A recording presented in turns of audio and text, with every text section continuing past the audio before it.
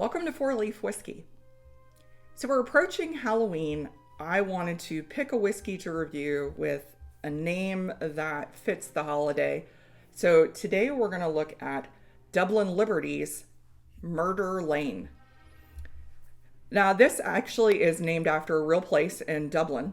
There was an alley that was between James Street and Bow Street around the distilleries, and unfortunately, a lot of people were murdered there in the 1600s, so that's how it got its name. Dublin Liberties was a distillery around that area. When Dublin Liberties was open a couple centuries ago, it was not in the best of neighborhoods. That whole area was just kind of known for being a little sketchy, a little sketch-magetch. The Dublin Liberties just reopened distillery a few years ago. They purchased a 400-year-old building. They preserved a lot of the history of that building with the renovation. They have put over $11 million into that facility. And from what I've been told about from people who visited the facility, it's just an amazing, amazing place now. And now they're putting out whiskeys, including this one. So Murder Lane is a 13-year-old single malt whiskey. You would think from the name it would be dark. It's actually not. It's actually a very light color. This is a 13-year-old single malt Irish whiskey that was finished in Hungarian Tokaj Casks. And a Tokaj is a sweet Hungarian, kind of a dessert wine. So this one has a very, very kind of a lightish gold color to it. And this is 46% ABV.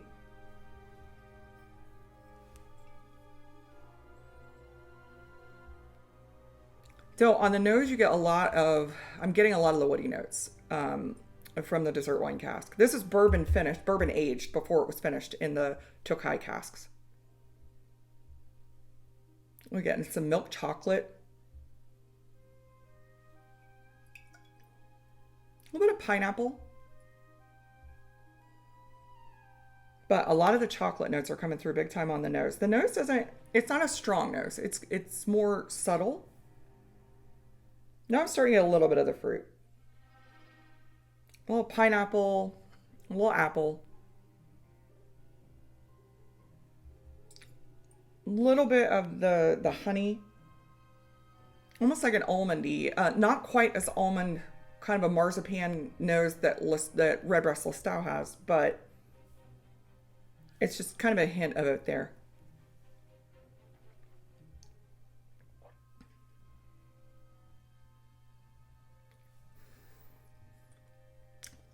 First thing that I'm hit with on the palate is chocolate orange.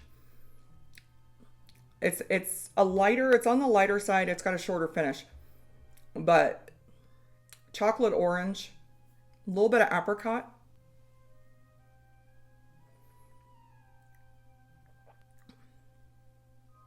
a little bit of the almond. I get honey, but a light honey, like a spring honey. Definitely pick up the woody notes. The other thing I'm getting on the finish a little bit is a little bit of bitterness, kind of like a coffee. Like I think that's the best thing I can think, like a strong, a little bit of bitter coffee. It's not overwhelmingly bitter. It's just it nicely balances out the sweetness because the wine that this is finished in is rather sweet.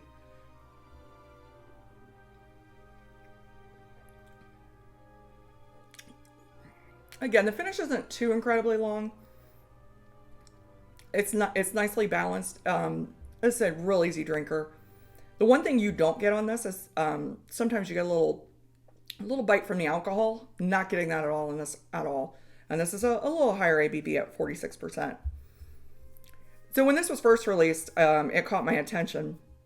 I immediately wanted to try it, but honestly, I held off because I do think it was priced well above what it should have been. I think it was priced right around 150 and up. I think I saw it once for 185 euro.